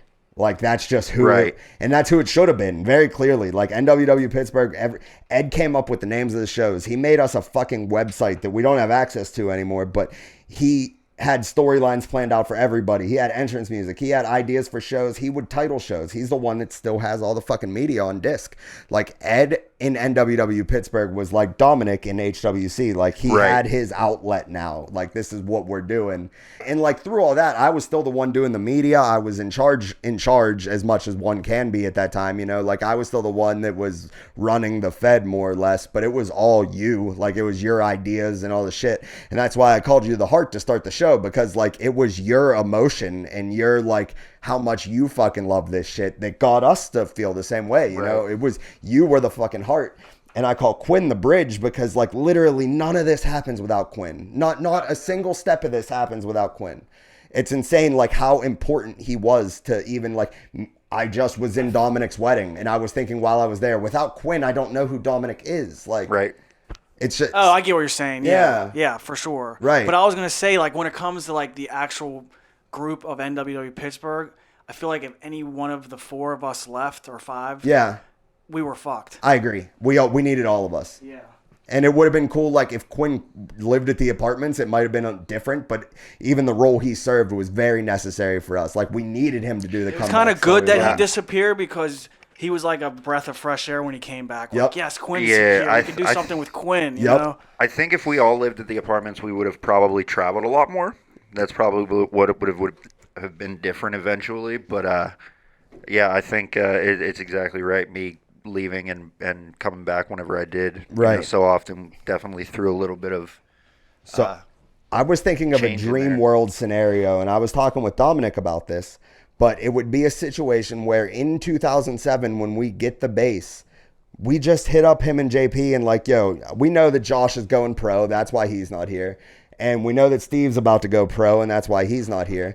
But we could have possibly got Dominic and JP to join us at that time. Like that. Yeah. We wanted them to. That was part of the plan, I believe. I don't remember even trying. I don't even Yeah, no, remember there- Dominic existing. I don't remember knowing him. No, Where- there were several times where Dom was there, at least once. At NWW Pittsburgh, he No, never showed not up. at No, NWW I mean I just mean on the base. But Oh, I remember yeah. like Like, when it talking was to up Quinn, like, in- dude, like, what about JP or, you know, this Dom dude? I knew who JP was, I think. Right. But No, I feel like I never got hit up for that era. Right. Like, it definitely. I think you were talked about. Like you, Josh, Yeah. JP, and Steve, we all wanted you guys to come back. Whether Yeah. one of you or all of you, like we wanted you guys back. At least I know I did. Maybe you just shut the idea down because you're like, they're not going to do it. I might have done a little bit, but I would have deferred anything like that to Quinn because I didn't know them. I want to Remember say me saying anything like that to you? Yeah, no, I 100% remember Dom being there at least one time up in the apartments. No, he was eventually. Yeah. Yeah. In SWC times, like Yeah. later on, but during like the We're saying, like, 2008. this year. So that was early on in 2009. We had another show out there called No Matter What, where it rained, and we just refused to not wrestle as Almost there, no matter what. right. The occasion was the name. Exactly. It's like no you're doubt trying about to it. convince her not to stop. The show that never happened was the show that happened. Yeah, and we like if we didn't have the plan to wrestle that day, but we did it anyway, Ed would call it unsanctioned.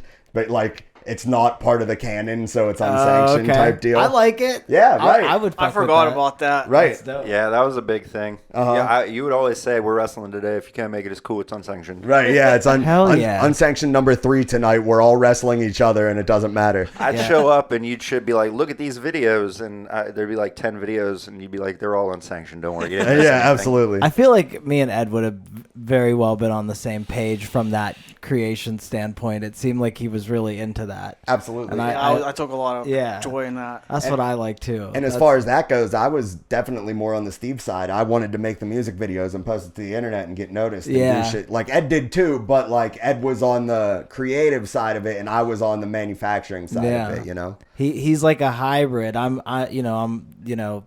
He's wrestling and I'm a creator. Yeah. And like you're kind of both, Right. in that Yeah. sense. It's just weird to think like what motivates you to do something like this, you know? Right. While we're having these couple of shows early on in the year, we're realizing we're getting good. And this is where we kind of like run into GBYWN. And GBYWN was a different backyard wrestling forum that wasn't the Backyard Wrestling Link.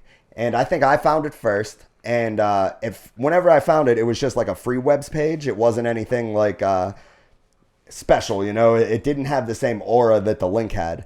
But it had this dedicated group of people who all knew that they weren't good enough to be posting on the link, but didn't want to get shit on. They just wanted to have fun posting media with each other, right?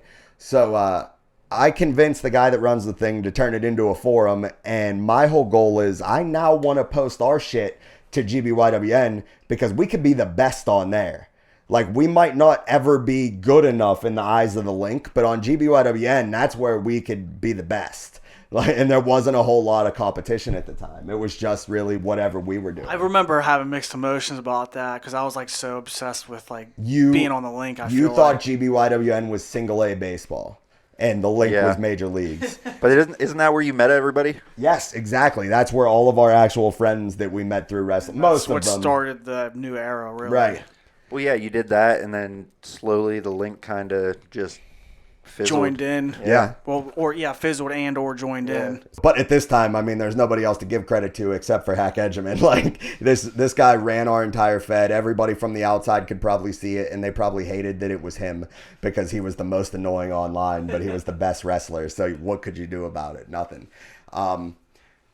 This is the match where I realized that we were no longer almost there. We were finally good enough. Like, we weren't great. We weren't like somebody that people needed to pay to see. But when this match happened, I realized, like, we're good. We did it. Individually, Derek's best match for sure. No doubt. I think at this point, individually, any of you could have showed up to any, in-ring match and produced, Yeah, right. Like, if we would have been booked on a B-level indie show or something like that at the time. Right. So, My Bubble Ray elbows. yeah. Those are great. This match was proof in the pudding that not only is Ed already the best, but Derek was not so bad at the time either. Like, at the end of 2008, as soon as we strapped him up until this time, he was ready to do some pretty cool shit. He even was like, he was the only one of us that could do a 360 SSP. Like, how do you not know how to land on your back, but you could do a 360 SSP? Makes no sense. It was, yeah. improbable type shit. Once everybody started getting their moveset, and That you was know, another thing that helped doing because that we were kind of so thing. all over the place. Right. Once it was more like, all right, well, I'm going to do this as my finisher, so you really shouldn't do it. Like, it's not that you can't do it, but you really shouldn't do it as a general move. At least not in, right now kind of deal.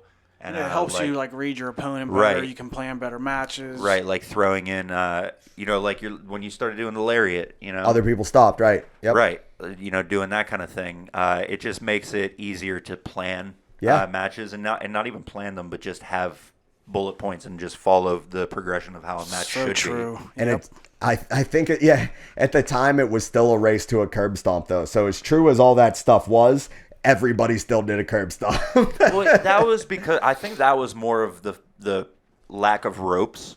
Don't forget, like we It was couldn't like run a ropes. flat dead move. Yeah. There was still a lot of hindrance that like you can even see it. Even at this point, we still acted like we were bouncing off the ropes instead of just going and That's trying not true. to fall off the edge of the base. Or rolling. Rolling turning ended up around. being a good thing. Right, or just turning around and running back at them. It was the act Dragging. of like throw at the ropes. You come after, bounce off the ropes. Now you have to go back towards the person and take a whatever that type of move would be called. Right, yeah. So not only did we think that we were skilled enough to potentially be professional wrestlers, Ooh, that was painful. one of us actually tried to be. Very short-lived. Very short-lived, but one of us did try to be a professional wrestler. Now, this isn't a move that you would have been allowed to hit in CWF. Fuck you, Derek. I'm losing my mind, dude. I'm jumping all over this I whole can't believe you match. let me do that. Right, me neither. And the great thing about that is you teased that on 5/25/08. That was one of the first things you teased was like, I'm gonna hit Derek with this, and it's like, no, you're fucked. And then here we are a whole year later, and you're like title match against Derek, trying to get your belt back, and then you hit the Arbo special. Think about what you just said there. 1 year later. Right, 1 year. 1 year, That's all. From the time we started watching these to now, 1 year. 1 year, not even a year, Yeah. even a year. Insane. Yeah. So this is where Ed gets strapped up. Third time? Third Or time. no, second. So I was doing. I can't remember. No, I was doing a rundown, and yeah, you're right. Second. This is just gonna play while we're talking here for a second, but I did a rundown, and the first ever champion was Quinn. He beat me day one of NWW, and Steve wrestled B Cube that day. Second champion was me beating Quinn at the end of the year at the show you were at, and Steve took the title and left. So I stopped counting that legacy right there. That belt is the belt that Steve took. 5/25/08 happens. Right? I didn't know he felt like that was a thing. Yeah. Yeah, that So- makes sense, though. So 5/25/08 happens, and I come out with the belt. So, but technically, I wasn't the champion. The one that Steve had? No, like a different Okay. one. It was kind of like I'm not the champion, but I'm the champion. Right, exactly. Is it any of these? No, it wasn't. Okay. So, like, nobody that legit can appoint me the champion gave me this, but Right. fuck y'all, I'm the champion. type Right. Shit. So like I wasn't officially That's the a champ. Mad Dog move. So right. And so Yeah. the very first day I was the babyface, came out with that. Quinn won the belt off of me. That was the first official NWW Pittsburgh champion. So Quinn was the first one there. Lost it to you title tournament day. You lost it to Deke. Deke lost it back to you, and that's where we're at. So this is your second championship. I still have none. Quinn has one, and Deke has one. So Derek won the championship before I did. But it was on this day that I just realized we fucking got it, dude. It's in the bag. We figured it out. We know what we're doing. And just so everybody knows, when he says we, he means Ed and himself. Me and Ed have it. Yeah, and I don't mean that as like a joke or Right. It's funny. It really is, but it's the God's honest truth. Like, y'all hung on. Yeah. You know what I mean? Right. And we kept working and kept fighting until we got to a point where we thought we were maybe good enough finally. Like we were Stop stressing it. Yeah, Just start right. having, like, we always had fun, but then we could really start just having fun again. right, because this is around the time period where we did that comedy triple threat match to fucking I'm on a boat, and then the lemonade one with Jimmy P. Like we were just having a good Yeah, old we time. were saying fuck it. Yeah. And we were always talking about how fun it would be. Like the Link would have these super shows and put out comedy music videos, and it's like, how are you wasting these opportunities to make these videos? And like, we're taking super seriously our one match with a 4-year-old kid as our referee, you know? That's true. The change to SWC started that. Yeah, and the forum, the new forum, and being able to actually go on there and knocking shit on really changed the outlook. Yeah, that made us a lot happier and less stressed about stupid shit. And you still didn't like it though, but it changed the way that you looked at stuff. I ended up loving it. Right. Yeah. It gave everyone the avenue to be like, I want to try this. Yes. And it was more of a community on there And rather just than a bashing each other. rather than a Sounds hierarchy. like the link sucked, and this place was cool. So, Sorry, guys. you're good. Go on, get on a little pee-pee now. Get on there. Get on in there. So yeah, the link was good for certain things though, like because of how good the talent was there is the reason why Ed and I got as good as we did. So there was this guy on there, Jonathan Hitler, who, great backyard wrestling name, who essentially would coach me and Ed from afar. Like he was the only person that like really wasn't a dick, but trying to help us, you know, and he was really, really good too, which was awesome. Yeah. So what you're saying is, Oh no, I'm followed not. Hitler. I am not saying what you think I think I'm saying. He helped me and Ed to the point where we got to this point. Like, and honestly, When I say the link sucks, I don't mean that they sucked. Right. Because I'm sure I met a lot of them. you did. I just mean that it sounds like it sucked to be a part of that versus being a part of GBYWN. Correct. Yeah. And I agree with that almost completely. And the biggest thing that I can say that's an issue, that's cool. That's the point of it. The biggest thing that was an issue that at the time we were mad about, but now it's like a good thing. The bullying worked. Like Today's kids ain't tough. Right. That's the truth. Right. Us getting bullied by people and wanting to get their approval is a giant factor in how we got as good as we ended up being. yeah, but if you didn't have like the avenue and you were just going on a wrestling forum and didn't, have the love for it that you do, Right. But we would have never got you know, better. Like you never would have, like, that bullying would have shut your asses down. You know what I mean? Yeah, Like not being able to post on the link and get positive feedback, like honest feedback, is what I'm talking about. Right. Versus just getting shit on. Right. I agree. So You know, like you had to have both. Right. You have to have both. Right. Like you can't just have somebody shitting on you constantly because it's never going to get anywhere. And you can't just have people blowing smoke up your ass. Right, exactly. Well, is I'll never why forget the one time Scott Henson said something good about our match or your match, and it was like... So that was BYS3. I still remember, like, it was a paragraph. I still remember every word. And that was it after... was really important to me. That was after you switched to GBYWN. Right. That is correct, yeah. Took that Whenever long, you went into the community and all these people from the link started losing people from the link because you built more of a community to help raise up the rest of... the yarders. Yep. It from an outside perspective, looking in at that, it looked like you guys were trying to bring people up because, like, y'all knew not everybody was going to go all the way. No doubt. But it was a numbers game. Right. You know, the more people we can get to do this, the more fun we can have right now. 100%. You couldn't be more right, yeah. And, like, on top of that, the link would have, like, invite lists. So if you weren't cool enough, you couldn't forgot come. about that. That's so lame. Right. And we were like, please come to Pittsburgh. I don't like the link at all. So this show, and as of right now, it's the last thing I have scheduled for us to talk about, but it's up to you guys if you want to roll into Ground Zero. This show is fucking hilarious. Do you remember this show? You have to. This is when drama once again with Derek. Derek and James. They were getting sick of us, and they thought that they could have a match better than any match that we ever had. Because any match that was ever looked at as good either had me or Ed or both of us in it.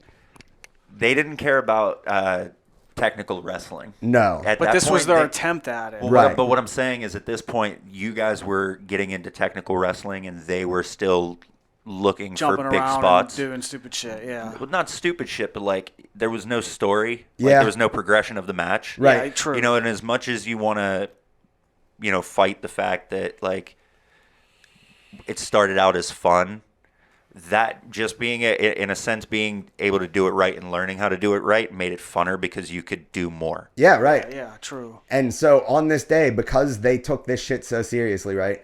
They went over to the tree stand. Do you remember the tree stand? I do. They went over to the tree stand to practice this match. They had it all written down. They were hanging out for 2 days, figuring out their spots. And me and Ed's like, well, we did Rick versus Hack like 5 times this year. And every time they've gotten better, but we're trying to save the next one to be the one. So do you just want to do Rick Super Phoenix one last go time just to set up the show before they go out there and try to have their big match? Me and Ed just kind of threw out a banger. Like Super Phoenix versus Rick on that day. We were doing some really cool shit. And the move that I did to him to finish the match was the Hatchet Driver 1. And after the match, Ed said, you're never allowed to do that move to anybody else ever again. So I immediately had to come up with whatever the Hatchet Driver 2 was going to be. It's the only time that move ever happened. Yeah, you fucked me up. That hurt my back super bad. And I do, like in hindsight, I feel bad about it. At the time, I was just trying moves. Like I didn't know. We always did. It's shit just to too each hard other. to time the drop and the roll. And I wasn't tall enough either. If I was taller, it would have been easier. Yeah. Yeah. So this was Jimmy P and Derek's match attempt to upstage us. And yeah. Horrible. What else? I had to give them something, a replay, whatever. I don't know. Yeah. This was a very tough day to be a fan. And it was at this point that it was pretty clear that me and Ed were the 2, and Deke and Jimmy P were the 3 and the 4. And we already knew that we were going to have Dominic soon. The next part of this is essentially where it all begins again. Like this is like the last official moment for me that I would consider it to be NWW Pittsburgh-esque. Like we were already calling ourselves SWC, but this last show was like, all right, we can't do this anymore. Like Jimmy P versus Deke is not it. Right. It was getting old fast. Yeah, right. And Well, it's because it was wrestled like the next show, right? The it was very May, I next believe. show after this, yeah. I remember we picked him up somewhere, and So hold on. I don't know if you want to get into this episode. But Well, this specific story, since we're already right here and you're here, we might as well just run this one. yeah, and yeah. Is this my first match? I thought my first match was versus Adrian or Deke. So that's exactly. So so at the time, no, Derek changed his name to Adrian Grimm. I forgot about that. Yeah, right. Derek changed his name to Adrian Grimm. not gonna lie, that's not a bad wrestling name. It's not. It's fine. Better than Deke the Freak. It's definitely better than Yes. Deke the Freak. Yeah, it's better. And me and Ed we're ready. It's fucking go time. Like this is the opportunity that's put in front of us to finally have people care about what we're trying to do here. So we get Dominic, and I don't exactly remember the first conversations we had. I'm sure it was on AIM. This was after music. Like I'd already borrowed a microphone from you. Yeah. I talked to you, and I'm like, hey, motherfucker, you want to come back and wrestle? And you're like, I guess. And I'm like, that's dope, because Steve is already planning on it, and JP and all them. Like, everybody's coming back to wrestle. But at the time, nobody knew that Steve was coming back to wrestle. We knew that he was coming back to be a part of it. But they don't know, right? So, like, Josh was going to come back, and JP was going to come back, and then Dominic didn't even need to hear that whenever he said yes. I was just like, hey, we're doing this. You want in? Yeah, I'm down. And then, cool, everybody's back then. So he comes back and wrestles Adrian Grimm. What was your first impression of what you saw here this day, to your memory? I honestly don't know, because it's the only thing I remember the most about this day was telling him to hit me with the sign, and then what preceded that. Like that's my biggest memory of this. But like I've seen this footage. Yeah, right. But I don't know. I don't definitely really remember the day. Yeah, I definitely can say I don't think I was uncomfortable. I mean, I'm looking around. I'm looking at the people. Who would I be there with that I knew besides like you guys? On this specific day, so JP and Josh and Steve all showed up this day. I was gonna say I thought forgot other people about were that. there. But I don't think that they were here yet. I think that you showed up to wrestle, and you wrestled Derek. Yeah. And then they showed up after that. That was probably my only concern, was wrestling someone I was meeting same day. I think that was probably awkward for me, but that's what led to the organic moment that we had in this match. So Absolutely, yeah. And it's worth it. And you came in already like knowing how to do stuff, which is great because we really needed that at the time. Bumping like a motherfucker. It's funny because like I didn't have like any of the in between stuff. I just figured I'm older now and I could probably do this. Right. Yeah. And like having the 3 years trampoline experience and our 0 years doing anything was a big difference. Yeah. You were in pretty good shape too. Yeah. This was wrestled on a base before. This was a time in my life where I felt like I could physically do this stuff. I just wasn't as willing. If I remember correctly, didn't you go to a show or something with Steve or whatever that you actually wrestled in a ring? No, but I'll have to think about this. But I You know what I'm talking about? Yeah, I know we built like a cage, but it's hard to remember so many things. I love that move. That was a fun one. So here at the end of the match, you have the clip on its own, like with the audio, and I just love hearing whoever say "What the fuck." That's Ed. It's It's always Ed. It's amazing. So here it is. I'm trying. I tell this boy to hit me hard, like real hard, right? And that's gonna after the match. Yeah, that's gonna be the end. This is the end of the match. And he doesn't hit me hard enough, so I kick out, and I'm like, "Yo, I really want you to fucking fuck me up." Would you have told him to hit you that hard? I mean, you can hear it. I am smiling. You can see a smile on my face if you look. Got that reaction. Yeah, just listen to the second hit. You'll understand because even he throws the sign down with more rage because he knew he fucked me up. Yep. He was like, "All right, fuck you." Yeah. Bro, and every sign I ever owned, I had a no dogs allowed sign, a no parking sign, some other one. They all disappeared for some reason, and I think somebody somewhere didn't want me getting hit in the head anymore. Because if there was one thing I was willing to do, it was use my forehead. All right, Ed. It was worth it. The Lenny Bud Memorial, bro. Why is this a Mid-Atlantic title match? So this was whenever I was getting heavy into GBYWN, and they wanted to appoint a GBYWN Mid-Atlantic Championship. Oh, okay, that makes sense. And I told the dude that was running it, I'm like, look, me and my boy are having this crazy match, and if you want the title to have a good first match, then fucking we'll do it. And he's like, all right, I'm down. So Can we talk about the beginning of this? Yes, absolutely. So let's wait a second here. So right there, if you look at Ed's left butt cheek, you might happen to spy a little smudge of something. Looks white or brown, what have you. I didn't shit my pants. He did not shit his pants. I know. No. That's mud. And, like, why would you start a match with mud on your pants? Like, you just wash them before we wrestle, right? Like, you didn't fall coming to the ring. No. It's because this was filmed the next day. The whole beginning of this match, we didn't have enough battery on the camera to get through the whole match. I couldn't remember why. Yeah, and so we had the entire match and started the filming right here at this spot. Watch the referee appear in the background. Look, so this is the previous day now. No smudge on Ed's ass cheek. This is the real live match. Right. And who would know? We know we didn't have enough battery to fucking get through it all, so we just went out the next day, refilmed the beginning, and just did what we could on the day. I would never notice. Right. Nobody ever did until right now. I'm blowing the spot up. Did you get I have this on VHS. You there's do. the other cameraman. Yeah, okay. there's I believe Dominic is filming this match.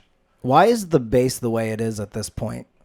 We lowered it. Yeah, we never talked about that. Right, so we ended up lowering the base because it was too unstable to be double layered. It kept fucking shifting and rolling off and shit. At The some wood was point, going everywhere. At some point, wasn't there like an entire sheet of plywood just like almost all the way out of it? Yeah.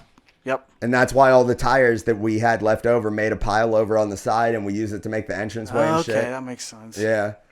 So this match is this is good. This is very good. You hear a lot of Steve in the background, but nobody knew what his voice sounded like at the time, so I was able to leave that in the video. This is where the mud came from. Holy fuck.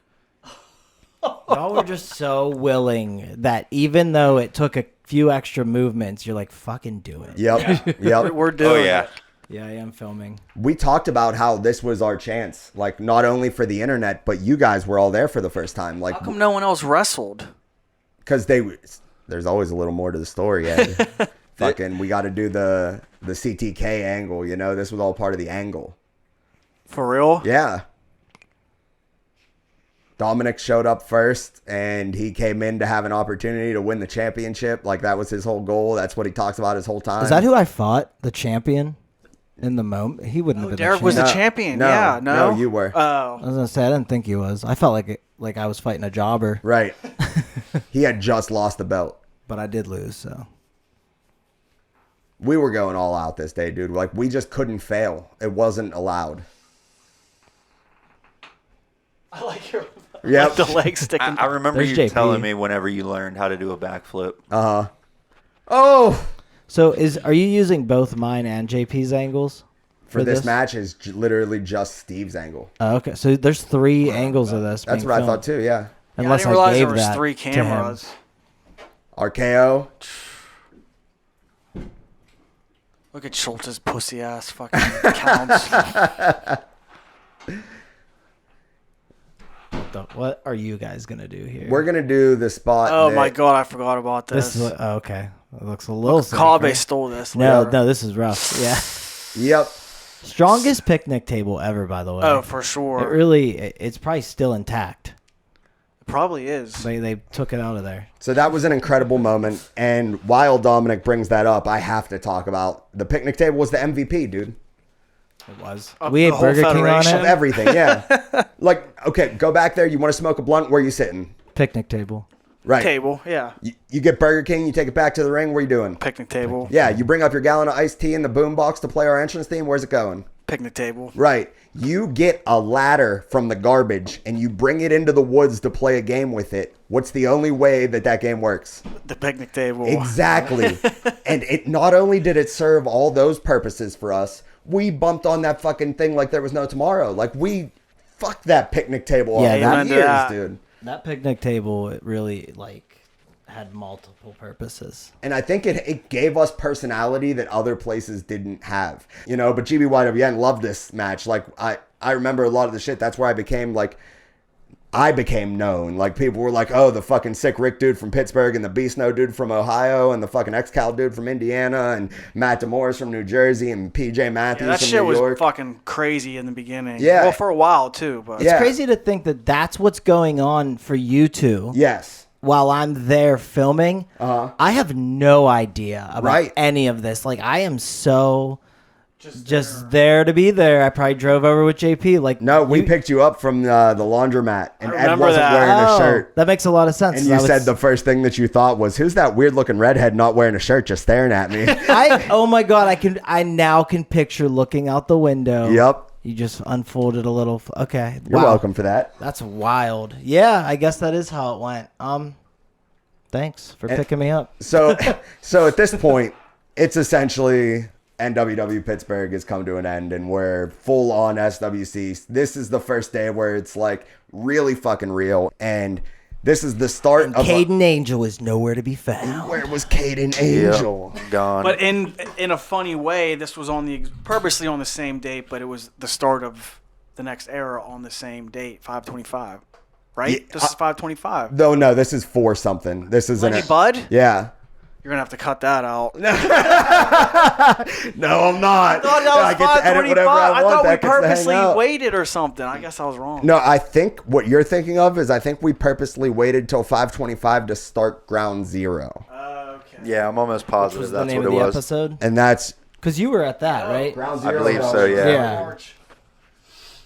So we were running Ground Zeros then. Like at this time, we had run Mad Ground Zeros then. That's wild.